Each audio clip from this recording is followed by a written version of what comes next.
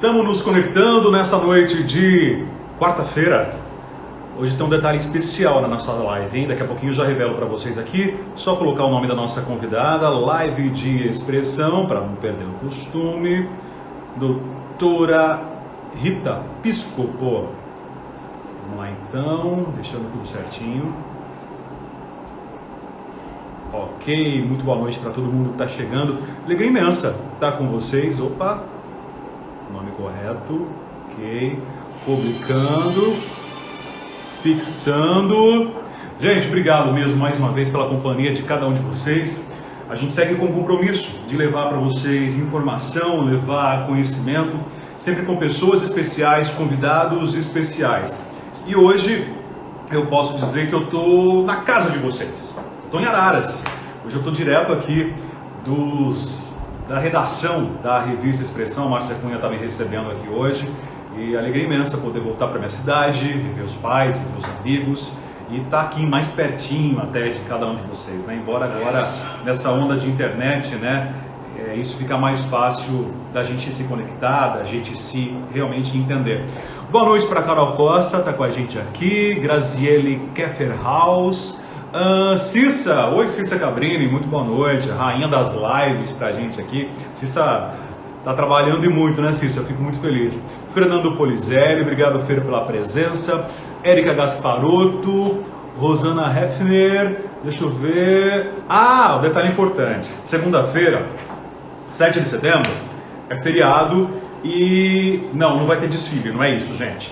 Ninguém vai desfilar 7 de setembro esse ano por conta da pandemia, estamos todos proibidos. Mas a gente não vai ter live, tá? É feriadão, então a gente vai dar uma folguinha aí para os nossos convidados, para mim, para Márcia Cunha, para a nossa produção. Mas na quarta-feira a gente volta, tá? E depois, ao longo dos próximos dias, a gente apresenta para vocês quem é o nosso convidado ou quem serão os nossos convidados da próxima quarta-feira. E eu aproveito aqui já para convidar a doutora Rita Piscopo aqui na nossa conversa. Alice Meniguim, boa noite, bem-vinda também. Dona Zezé Guedes Bueno. Loris Severino, juíza de paz aqui da nossa cidade. Legal, muito bacana. Doutora Rita. Deixa eu acertar aqui. Isso, só posiciona melhor o rostinho para isso. Perfeito, tá ótimo. Boa noite, tudo bem? Boa noite, tudo bom, Rafael? Tudo em ordem, com a graça de Deus. Tudo muito tranquilo. Muito trabalho hoje? Bastante, sempre, né? Trabalhando bastante, principalmente nessa fase agora. Essa fase nova aí que a gente está vivendo. E de muita angústia, de muita ansiedade. Então, a gente tem que estar se adaptando em todos os sentidos. E aqui no consultório não tem sido diferente. Imagino que para um médico, esse horário, né, 7 horas da noite, já deve ter sido um dia longo, né? Um dia bastante extenso. Começa cedo. Começamos cedinho, sempre. Meu dia, eu normalmente começo mais ou menos às 6 da manhã com atividade física.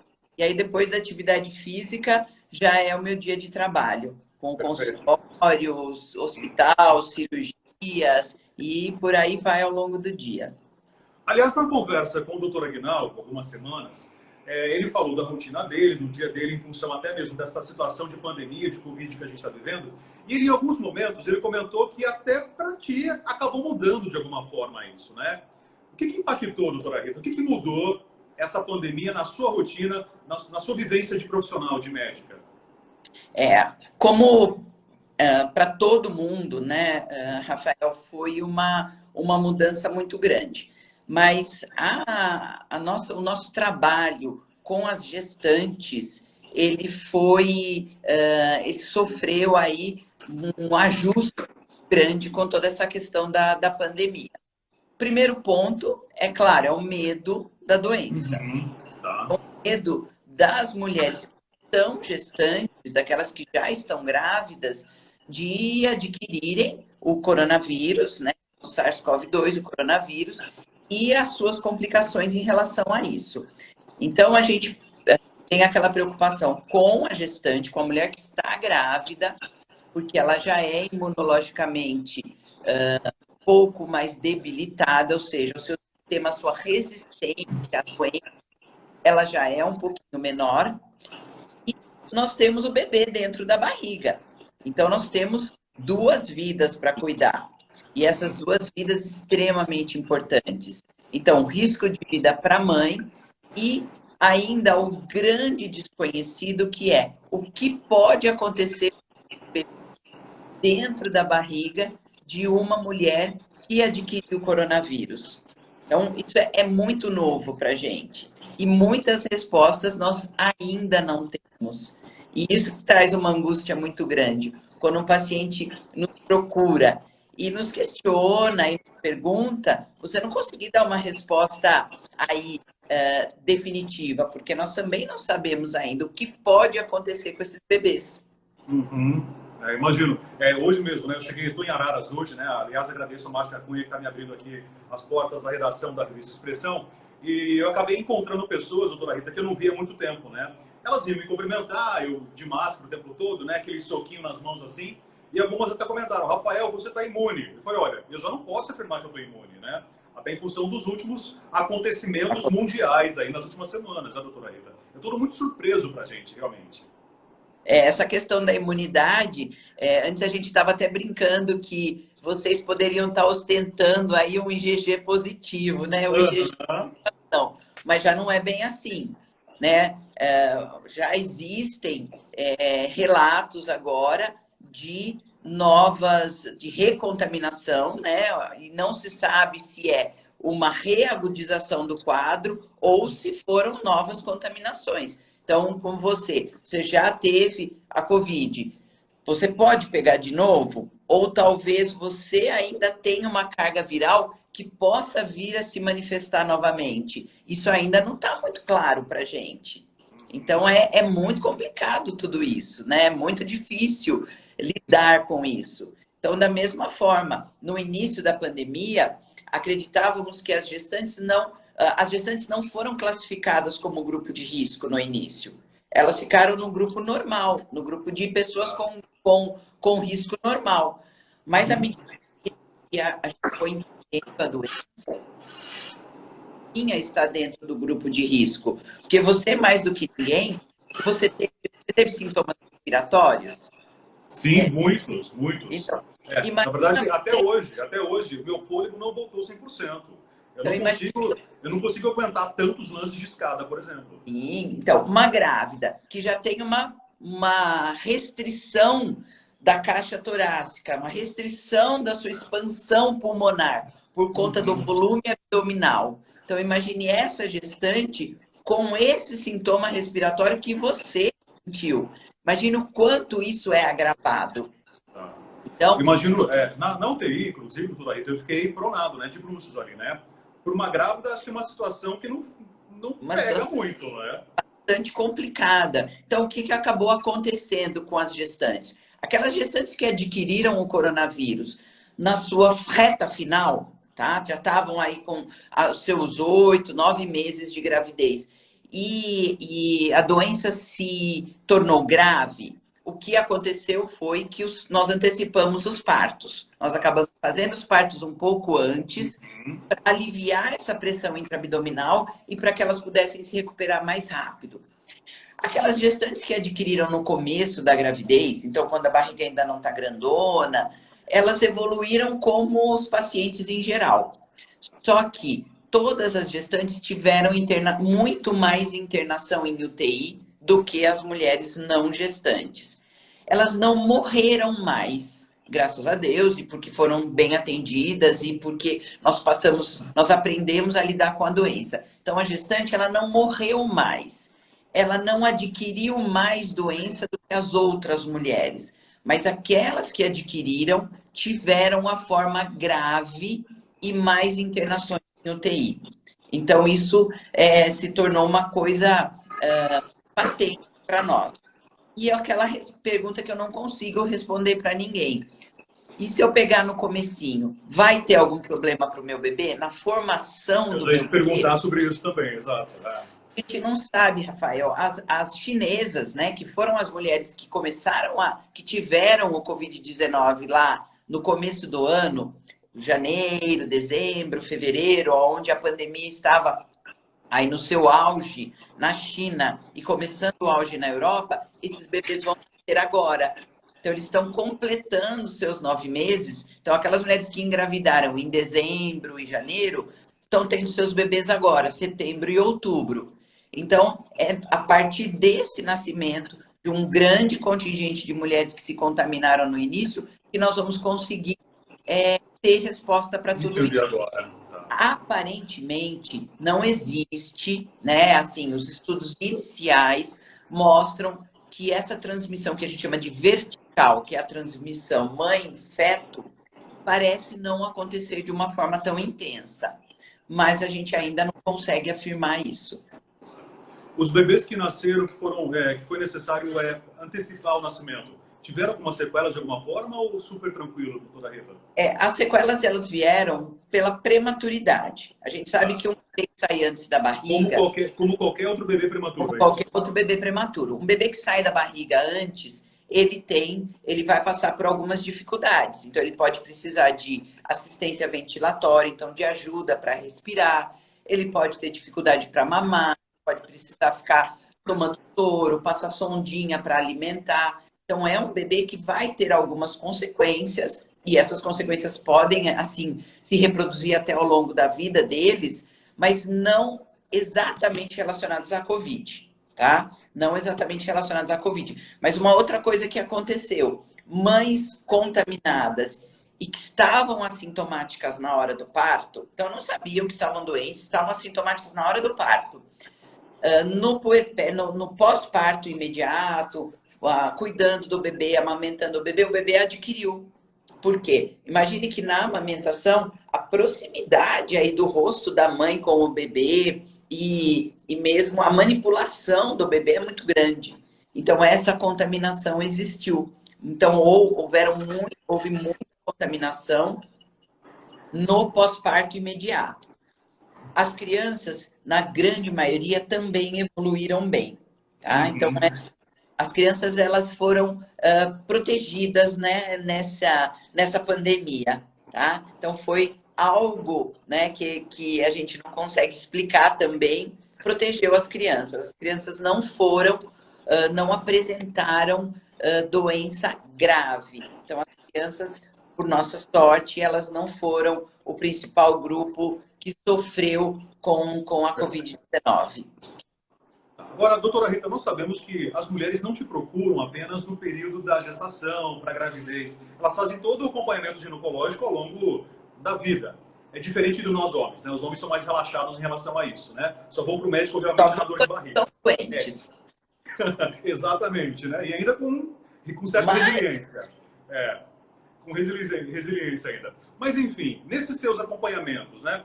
Chegou a perceber que, olha, eu quero ter filho em 2020, mas, de repente, numa situação como essa, seguraram esse momento? Sim.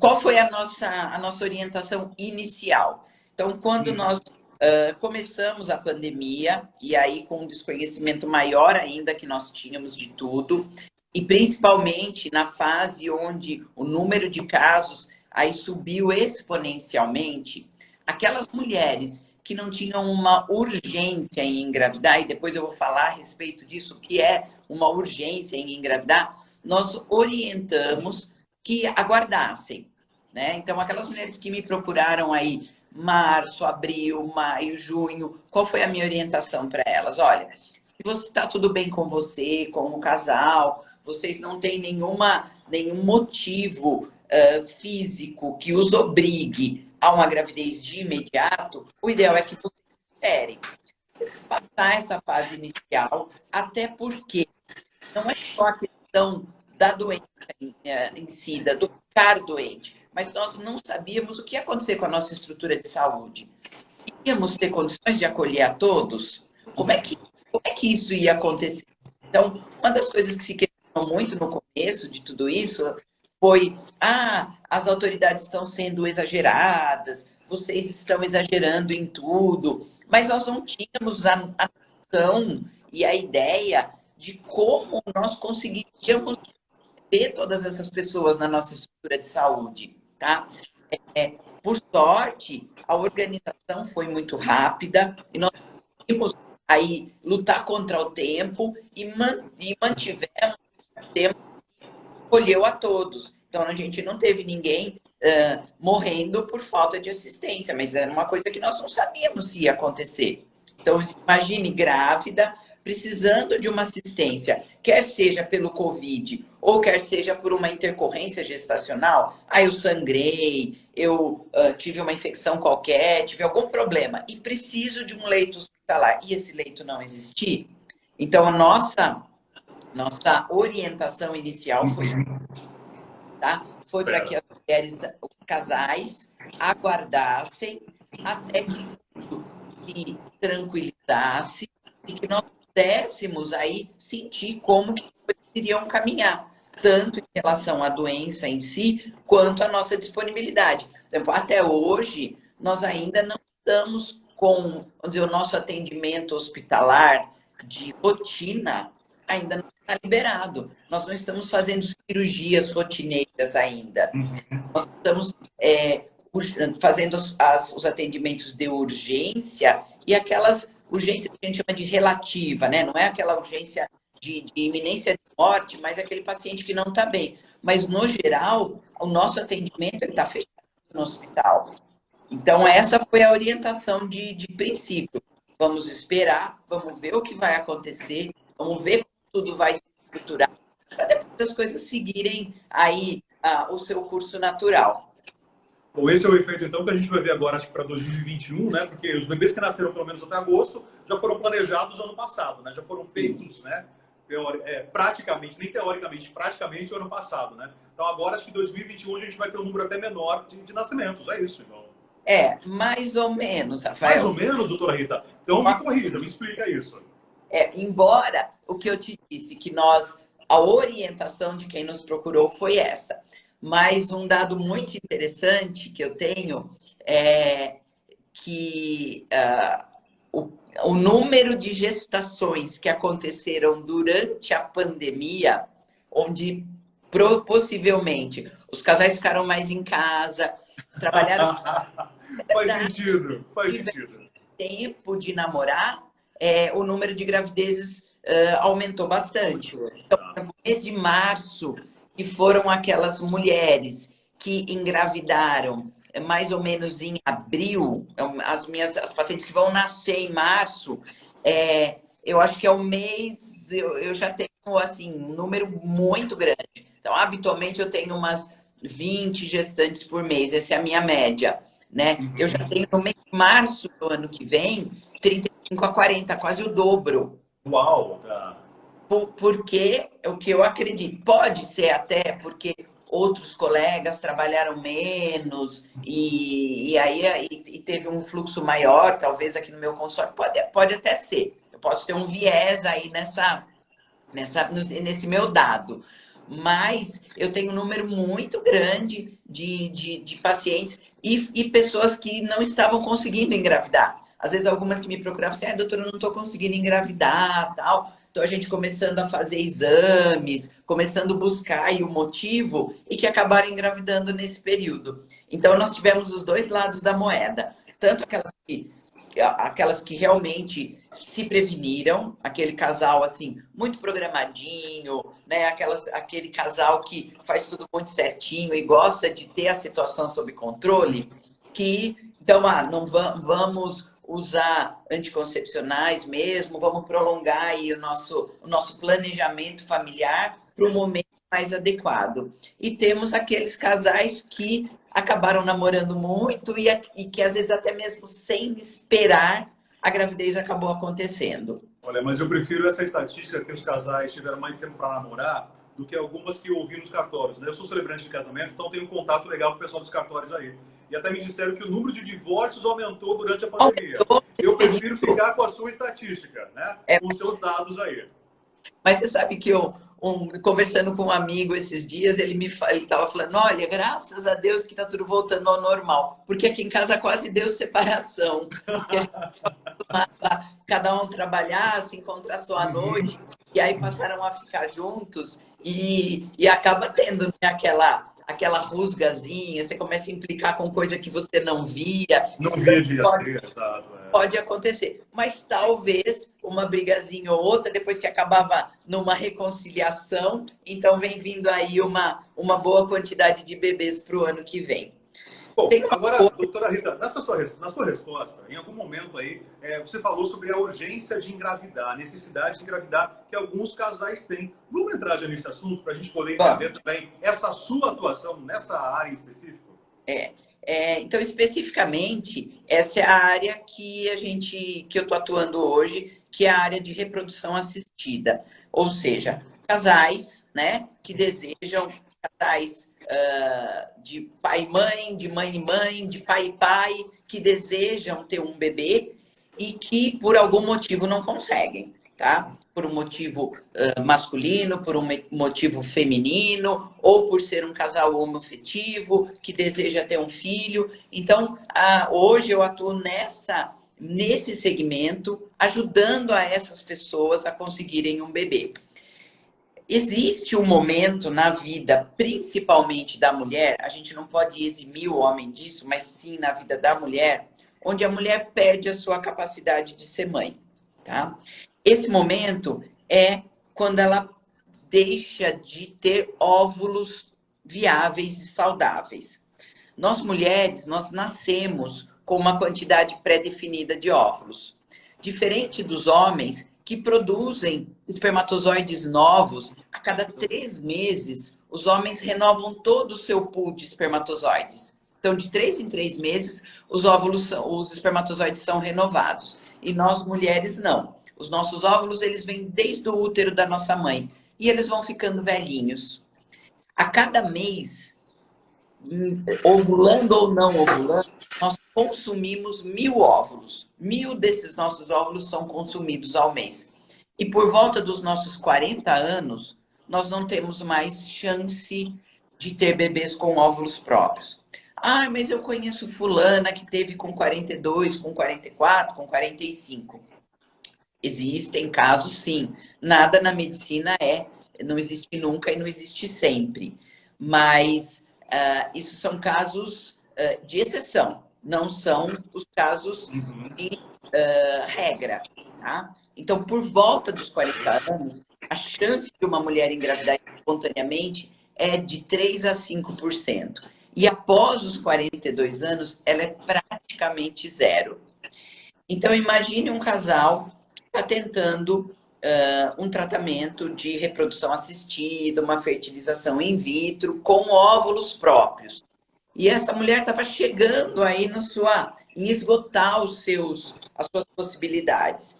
Então, eu chegar para esse casal e dizer, olha, vocês vão esperar 6 meses, vocês vão esperar 1 ano, eu podia estar selando a condição fértil deles. Então, nesses casos, nós conversamos com o casal, né? Naquele momento explicamos todos os riscos. Olha, a gente vai tentar, existe esse risco para a gestação, existe esse risco até de ir à clínica, de contato com outras pessoas, porque tinham pessoas que estavam totalmente reclusas em casa. Então, essa paciente tem que fazer exames, ela tem que vir ao consultório, a gente tem que ir para São Paulo, na clínica de reprodução assistida. Então, tinham todas essas questões que nós colocamos para a paciente e pesar o risco e o benefício. Então, esses casais com a urgência para se reproduzir com óvulos próprios, então aquela mulher que é jovem, tem bastante ócito, essa esperou. Aqueles casais que iam usar uma ovodoação, usar um óvulo de uma outra mulher jovem, também puderam esperar. Mas aquele casal onde a mulher estava chegando no seu limite fértil, essa foi uma urgência, né, reprodutiva. E esses casais, eles deram seguimento aí no seu tratamento. Tivemos sucesso? Sim, alguns sim, tá? A reprodução assistida é uma área muito bonita, Rafael, mas que nós gostaríamos de entregar 100%, né?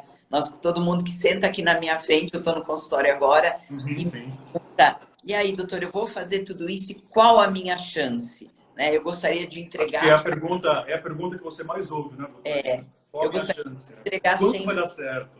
Chance. Mas a média de chance de um casal conseguir por tentativa, em média 50% a 60% por tentativa. Quanto mais jovem a mulher for, maior são essas chances. tá? Quanto mais jovem a mulher for, ela vai ter uma chance maior, óvulos mais jovens, óvulos mais saudáveis. Então, a gente tem até um tópico aí na reprodução assistida que chama-se limites da fertilidade, limites da reprodução assistida, até onde a gente pode ir, até onde a gente pode dar esperança para um casal. Mas como eu falei para você, hoje a gente tem muitas opções, né? Hoje a gente tem essa chance de uma mulher mais velha receber ócitos doados de uma mulher jovem. Essa é a técnica mais utilizada, doutora Rita? Como funciona isso? Nas mulheres mais velhas, sim. Nas mulheres mais velhas, sim, é uma técnica bastante utilizada, né? Sendo um casal homem e mulher, e uma mulher mais velha que não tem óvulos bons, nós podemos receber uma doação de uma jovem, fecundar com o espermatozoide do marido, tá? Fazer o embriãozinho e colocar no útero da mãe que vai gerar esse bebê. Existe hoje um estudo que é feito, um estudo de genética, hoje que se chama epigenética. A epigenética é tudo que não está exatamente ligado ao DNA, mas que faz modificações no nosso DNA inerente, ou seja, meio ambiente, alimentação, estresse, calor, tudo que está ligado. Então, esse embriãozinho que foi colocado na barriga da mãe que vai gerar, mesmo ele sendo feito com um óvulo de uma outra mulher, ele vai sofrer essas alterações epigenéticas e ele vai sim ter características da mãe que vai gerar o bebê. É claro, se eu for fazer um exame de sangue, de DNA específico, esse DNA não vai ser igual ao meu. Vai ter o do pai, mas não vai ser igual ao meu. Mas esse bebê vai nascer com muitas das características físicas e de personalidade dessa mulher que gerou, tá? Então, isso parecia uma coisa aí de ficção científica, é uma prática hoje muito comum, tá? E uma mulher, ela pode receber um embrião na barriga até os 50 anos, tá? Então, se ela for uma mulher saudável, eu posso colocar um embriãozinho e ela gerar uma boa gravidez até os 50 anos. Mas, com 50 anos, ela não consegue com os óvulos dela mesma. Nós vamos precisar usar os óvulos de uma mulher mais jovem. Compreendi. Bom, tenho várias outras perguntas para fazer nessa sequência. Só quero aproveitar esse momento, a gente está quase chegando aí a meia hora da nossa conversa, para saudar as pessoas que estão se juntando a gente. Muitos, obviamente, seguidores da doutora Rita, muitos seguidores da revista Expressão também. Acho que fica o convite aqui para cada um seguir o outro agora, né? Seguir esse perfil da Expressão Arara, seguir também a doutora Rita Piscopo, saudar aqui a Aninha Sartori, Rubinho Veículos, perfil Rubinho Veículos, Lariana Bruno, André Hernando, a Ângela Serri também está com a gente aqui, Maria Palmira Busqueiro, Cris Serri, Gica Coutinho, enfim, muita gente. E se quiserem fazer perguntas também para a doutora Rita, é só aproveitar o momento, mandar direto para a gente aqui, tá certo? Doutora Rita, quando que a mulher percebe que ela precisa entrar num tratamento de reprodução assistida? Em que momento da vida dela?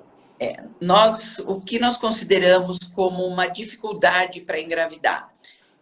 Qualquer casal que, após um ano de tentativas, sem nenhum uso de método anticoncepcional, não conseguiu a gravidez. Então, a definição clássica é essa. Então, casais que durante um ano tiveram relações com uma frequência adequada e você fala, aí o que é frequência adequada, né? Porque cada casal tem o seu ritmo. Mas a gente diria que 2 a 3 relações por semana em média, ou mais que isso, e durante um ano sem se proteger de forma alguma, então não fizeram nenhum tipo de proteção, não conseguiram um bebê. Então esse casal já precisa, alguma coisa aconteceu. Nas mulheres acima de 35 anos, a gente vai encurtar um pouquinho esse tempo. Por quê?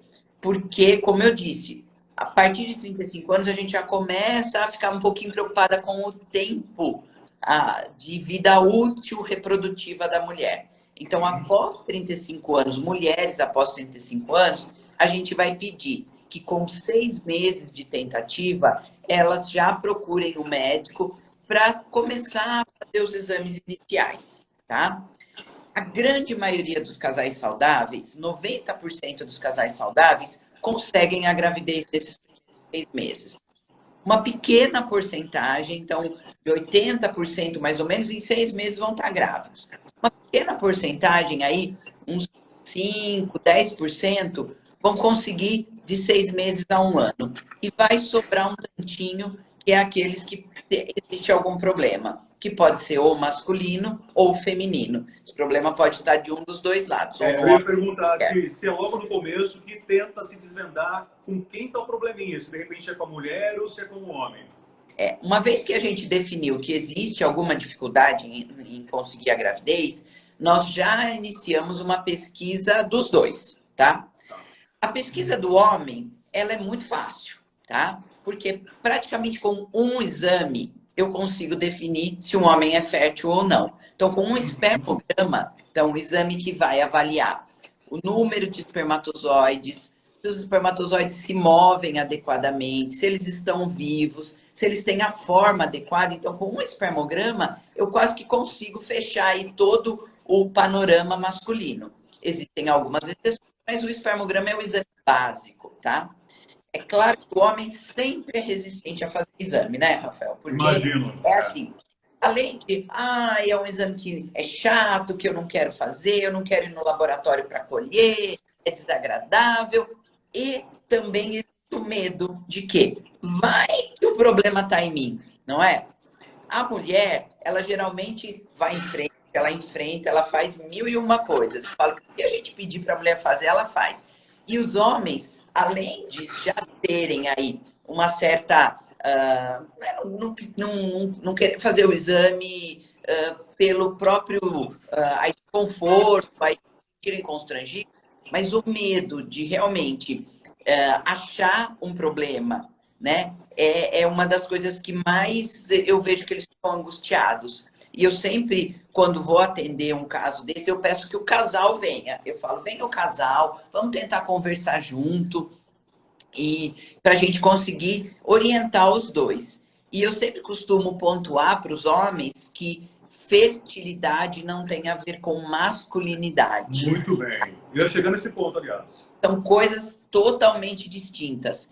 Capacidade fértil e masculinidade é outra coisa. Então, potência sexual, masculinidade não tem a ver com capacidade fértil. A gente pode ser o homem mais viril do mundo, tá? Aquele que é o namorador, que não tem problema nenhum com virilidade, e ele pode não ter fertilidade, tá? Então, isso é bem complicado para os homens. Para a mulher, a gente tem uma lista de exames maior. Por quê? Para a mulher, o problema pode estar em um monte de lugares. Ela pode ter dificuldade para ovular, ela pode ter alguma alteração anatômica na forma dos seus órgãos, do útero, das trompas. Ela pode ter algum problema hormonal, ela pode ter mioma, cisto, endometriose. Então, a mulher ela tem uma gama de exames muito maior para fazer. A pesquisa na mulher, ela é uma pesquisa mais extensa. E a gente precisa começar de algum ponto. Então, normalmente, o início fazemos o espermograma do homem, solicitamos que o espermograma seja feito, e a mulher começa a fazer os seus exames. E a gente tem um step by step, um passo a passo aí para isso. Mas dois devem começar a pesquisa simultaneamente. Acho que, obviamente, busca-se também um histórico de vida dessa mulher, né? Porque, de repente, a mulher chega para ti, doutora Rita, lá nos seus 29, 30 anos, né? Mas é importante saber como foi também a adolescência dessa jovem, né? Se, de repente, como você falou, mioma, cisto e tudo isso pode interferir no futuro, não é? Sim, sim. Uma coisa que chama bastante atenção e que eu tenho... Aí até eu já fiz algumas lives sobre isso, é a questão daquelas mulheres jovens que têm muitas dores ao menstruar. Cólicas menstruais intensas e dores na relação sexual fortes durante a juventude, elas podem revelar uma doença que se chama endometriose, que é uma doença silenciosa, que é uma doença que traz sérias consequências para a vida da mulher, principalmente para o seu futuro reprodutivo e que às vezes pode passar desapercebida.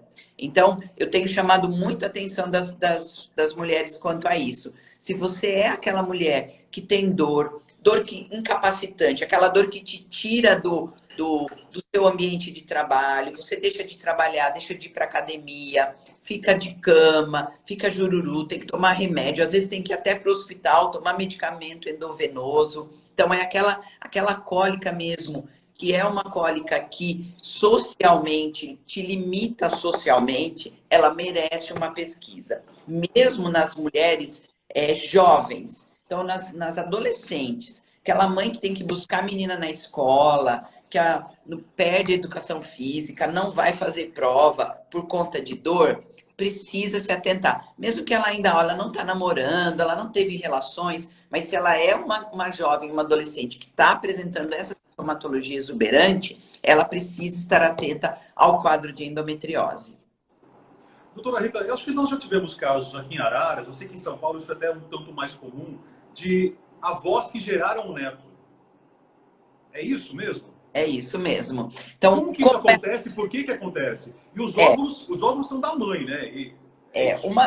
Uma das principais causas para isso, Rafael, é quando a mulher não tem, a mulher jovem não tem mais o útero, tá? Ela pode ter tido algum problema, que isso não é uma ocorrência frequente, a gente tirar um útero de uma mulher jovem. Mas existem casos, por exemplo, algum câncer do colo do útero em mulheres jovens, hemorragias, assim, muito intensas, miomas extremamente volumosos, tumores, algum fator que obrigou que esse útero fosse retirado. Ou então aquela mulher que ainda tem útero, mas que ele tem uma deformidade muito grande, que ela nasceu com um útero mal formado, um útero pequenininho, um útero dividido, que a gente chama de malformação milleriana. Então, o problema dela está onde? Está na casinha, onde vai ficar o neném, tá? Okay. Aí, o que a nossa legislação prevê? Que parentes, tá? De primeiro grau, ou da mulher, ou do seu marido, do seu companheiro, tá? Ou se for da sua esposa, podem gerar os filhos como que a gente chama hoje não chamamos mais de barriga de aluguel, a gente chama de barriga solidária, ou o nome correto é útero de substituição, tá? Então, quem pode ser um útero de substituição hoje? Então, pode ser mãe ou avó. É mais difícil a avó se for aquela mulher que teve filhos muito jovem, mas a maioria mães, tá? Primas, tias, tá? As parentes próximas, ou da mulher, ou do seu companheiro ou companheira, podem ser... Irmã pode. Irmã pode. Eu tenho uma amiga que é muito minha amiga e que ela quer me ajudar e que ela quer a todo custo, ela quer ser essa barriga solidária. Legalmente, não pode, tá? No Brasil, não. Legalmente, não pode. Mas, se você conseguir comprovar que na sua família não existe ninguém que tenha saúde para isso, tá? Então, ninguém que tenha saúde, ninguém que possa ser esse útero de substituição, é possível entrar judicialmente e conseguir uma autorização judicial. Mas já não é um caminho tão fácil. E quando a gente entra por um caminho judicial, isso se torna ainda mais penoso e mais difícil. Fica exaustivo, não é? Exaustivo. Em outros países, a legislação funciona um pouquinho diferente, tá? Existe, nos Estados Unidos, a possibilidade de se pagar para que uma mulher faça o seu filho, tá? Tenha a gravidez e ela seja remunerada por isso. Nos Estados Unidos isso é possível, no Brasil não é possível. A legislação lá é diferente da nossa e não é possível aqui no Brasil. Agora, uma dúvida, como que acontece a fecundação? Homem e mulher têm relação? É isso ou não? Para esse tipo de gravidez, não. Nós vamos colher o espermatozoide do homem, tá? E vamos coletar o óvulo da mulher, da esposa dele. Vamos unir óvulo e espermatozoide fora da barriga e É vamos... fecundação in vitro, é isso? É in vitro, é um bebê de proveta, tá? Ok. E vamos fazer o embrião. Então, óvulo mais espermatozoide. O homem coleta os seus óvulos através de masturbação e ejaculação. Ele ejacula e colheu os espermatozoides. Colhe no potinho. Bem fácil, como sempre é fácil para os homens.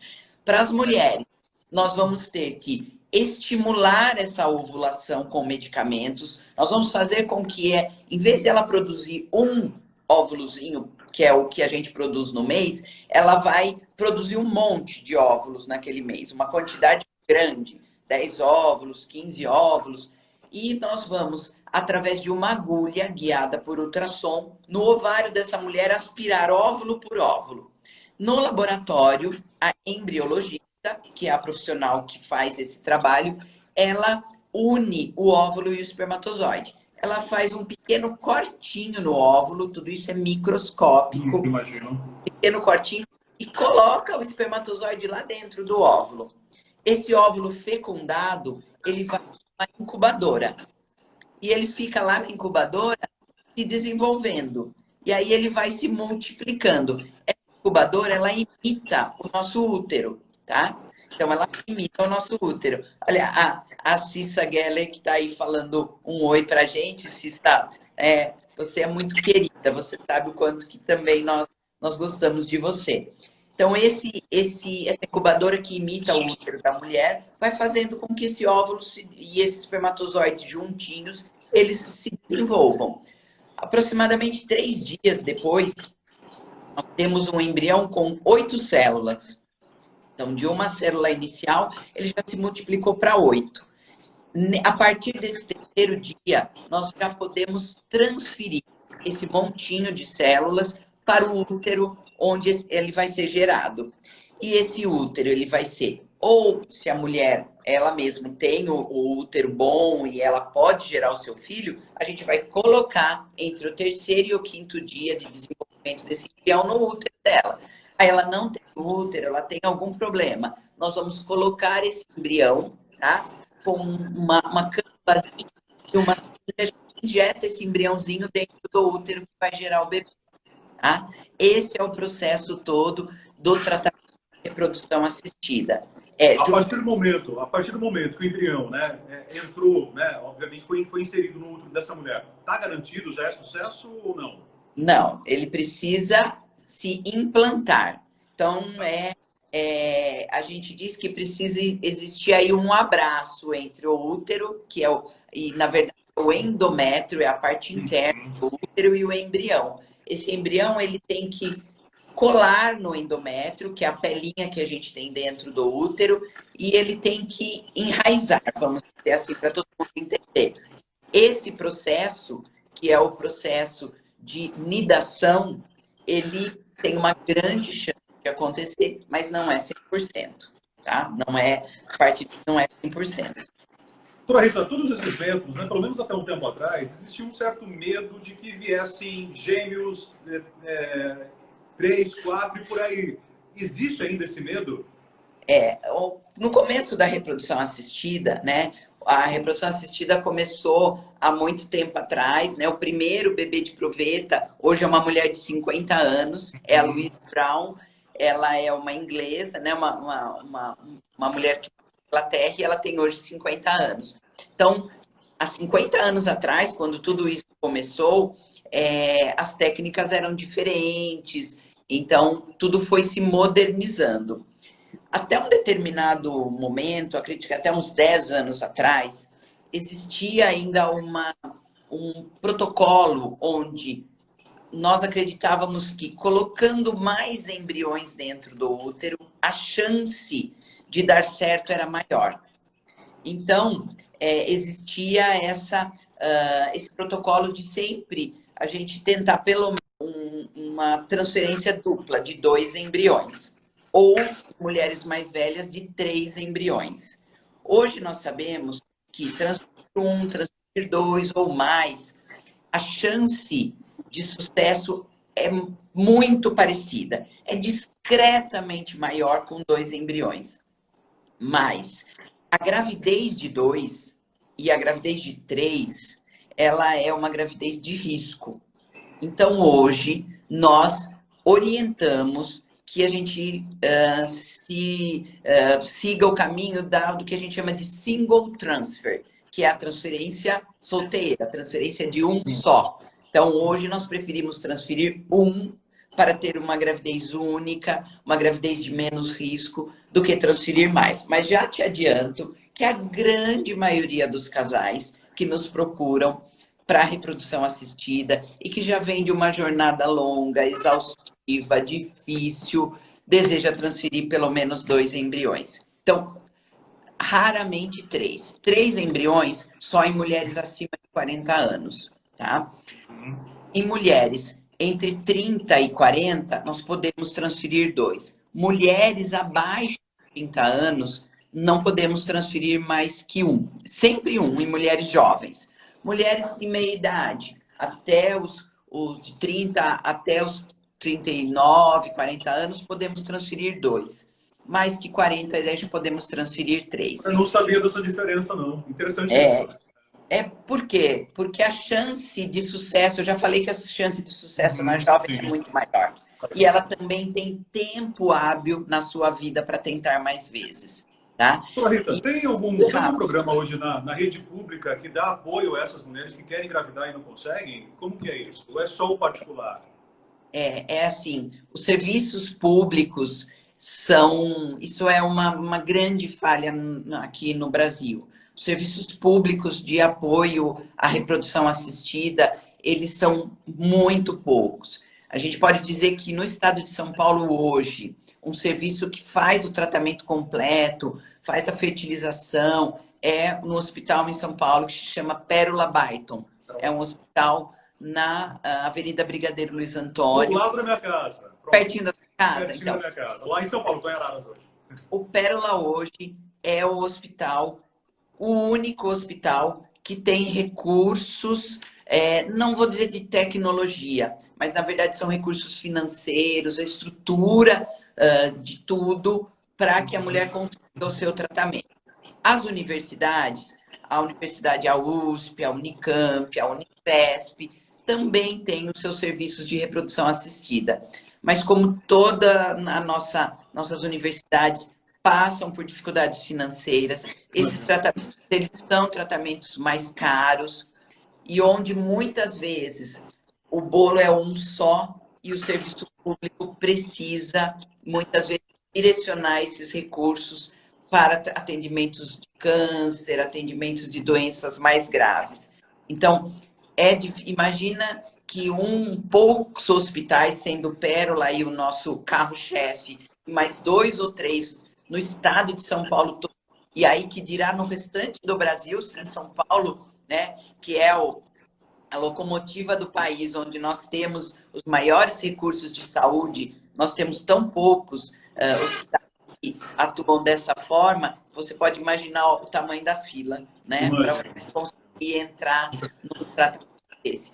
Na Europa, quase todos os países proporcionam esse tratamento gratuito.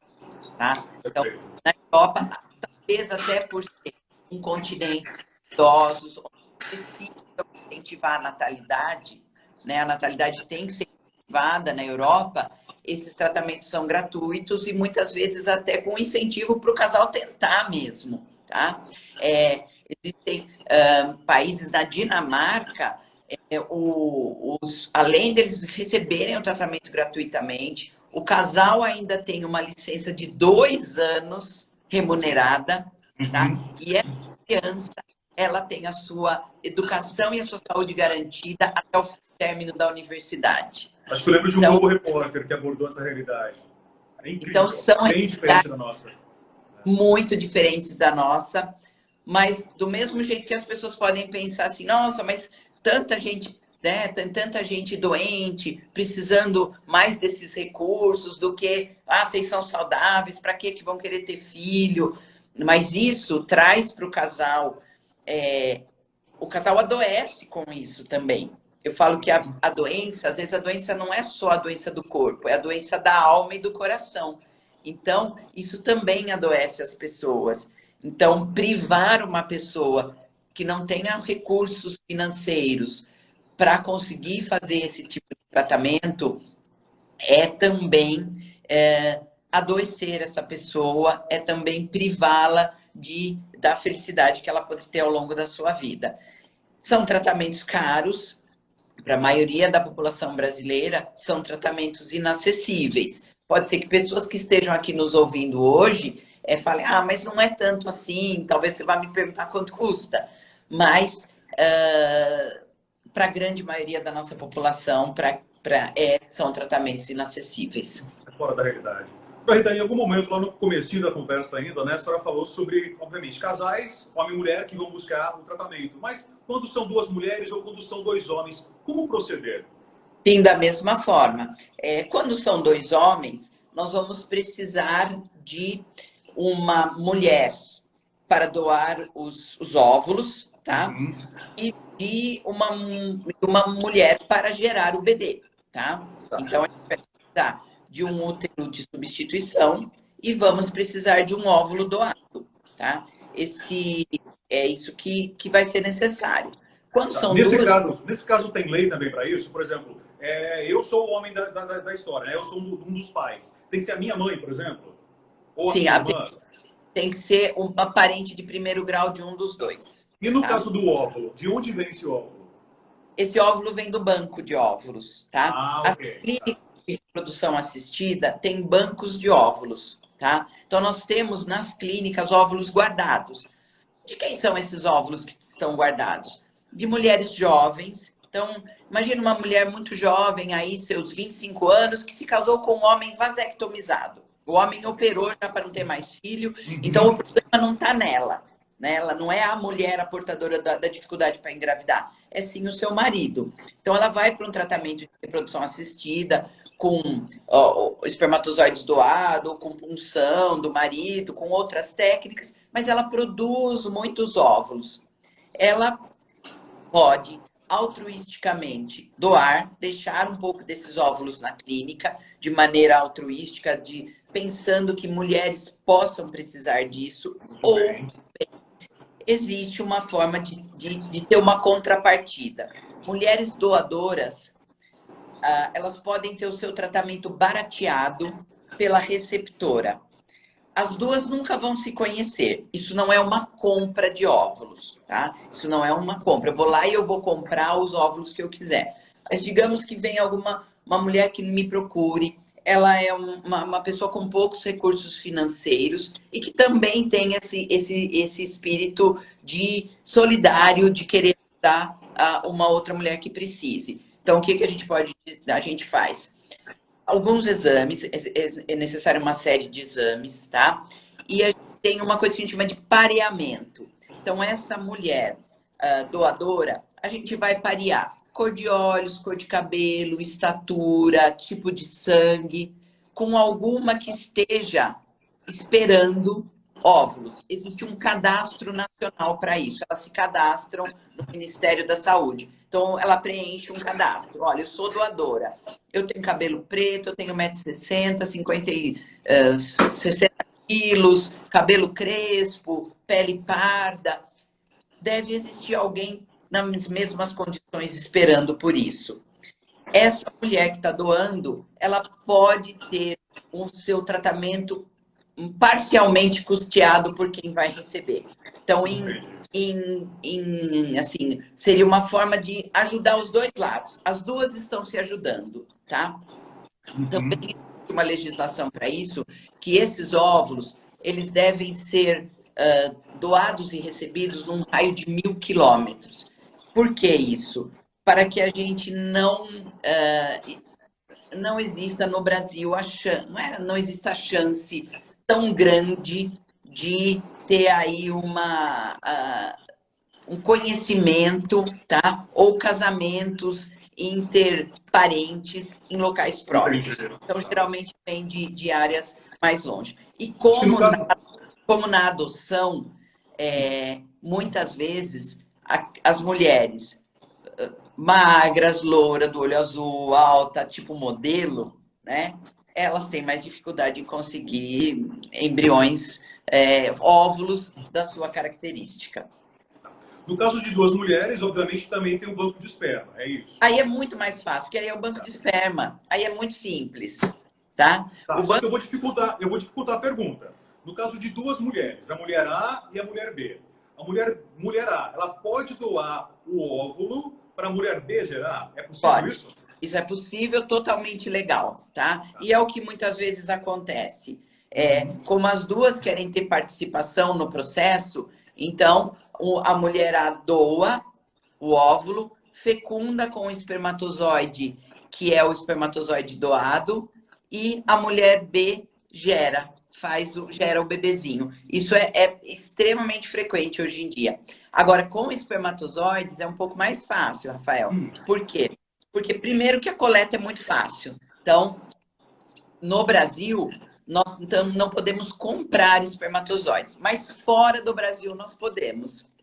Existem bancos internacionais, e principalmente nos Estados Unidos, né, tem o California Cryobanks, onde a gente entra aqui na internet, tá? A gente entra no banco de esperma, aí você digita o que você quer ali, olha, eu As quero características daquele as homem que você sonha que é ideal para gerar para o características, esperma do seu filho, é desde, isso? desde características físicas até escolaridade, profissão atual, tá? Nossa, Tudo isso. mas E por que aí, isso interfere? conforme você paga a mais, você consegue até ver fotos dele, dessa pessoa criança, e até fotos dele hoje, Ah, tá? curioso, tá. Então, você consegue importar esse espermatozoide, já sabendo totalmente as características desse homem Peraí. que A mulher, então, ela pode comprar espermatozoide lá dos Estados Unidos, ela estando pode, aqui no Brasil? pode comprar espermatozoide. Óvulo, não, mas espermatozoide ela pode comprar.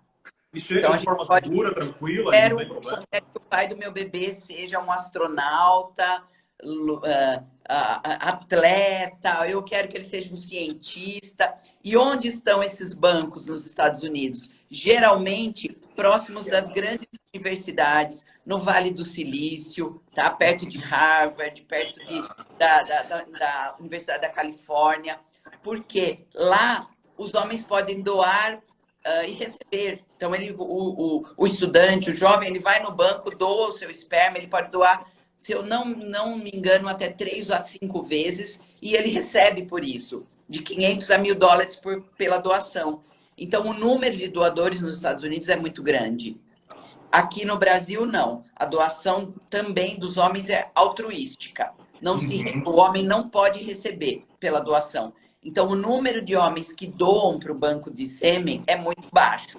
A única coisa que a gente consegue fazer para os homens é oferecer um painel de exames. Vamos dizer, aquela pessoa que, eu preciso fazer alguns exames. Então, a gente oferece um painel de exames de sangue, doa. Mas não recebe por isso. Mas nos Estados Unidos eles recebem, então os jovens doam muito esperma nos Estados Unidos. Dona Rita, eu vou ter que aproveitar mais que a Márcia está aqui e marcar outro dia para a gente continuar essa conversa, porque tem sido uma Muito aula e a gente só tem menos de um minuto e um meio. minuto. Olha, Eu quero te agradecer. Obrigado pela presença. Deixo para suas considerações finais já. Então, vamos conversar mais sobre isso, porque é um tema muito interessante. Muito, demais, demais. É um tema inovador, tá? A gente precisa falar também sobre preservar a fertilidade, pessoas que estão postergando a fertilidade. Então, fica um beijo para vocês, um abraço grande, Rafael, e feliz por você estar aí bem, tá? Obrigado por abrir esse espaço e vamos lá, todo mundo, espero aí os seus seguidores, os meus seguidores, e a gente poder conversar mais vezes sobre isso. Um grande beijo. Obrigado, doutora Rita. Obrigado a todo mundo que acompanhou então essa nossa conversa. Lembrando que na próxima segunda-feira, 7 de setembro, feriado, não tem live de expressão. A gente volta na próxima quarta. Em breve a gente anuncia aí o nosso convidado ou os nossos convidados, tá bem? Mais uma vez, obrigado pela companhia de todos. Doutora Rita, fique em paz aí. Muito obrigado. Beijo.